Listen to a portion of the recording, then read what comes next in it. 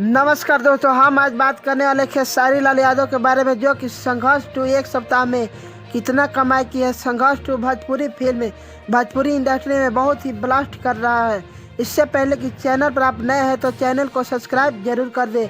आप सबको बता दें कि संघर्ष 2 भारत के अलग अलग राज्यों में हर सिनेमा घरों में टोटल कमाई पहले की सब भोजपुरी फिल्म से ज़्यादा की है। आप सबको बता दें कि खेसारी लाल यादव का संघर्ष 2 का टोटल कलेक्शन 45 लाख रुपए हुआ है। 45 लाख रुपए रत्नाकर जी ने खुद ही एक इंटरव्यू के दौरान बताए हैं। आप सबको बता दें कि बहुत ही चैनल द्वारा बताया जा रहा है कि संघर्ष 2 का कलेक्शन 1 करोड़ 2 करोड़ हुआ है, लेकिन आप सबको बता दें कि सच्चाई कलेक्शन 45 लाख रुपए हुआ है। आप सब वीडियो को पूरा देखे हैं तो वीडियो को लाइक कमेंट सब्सक्राइब जरूर कर दें। धन्यवाद।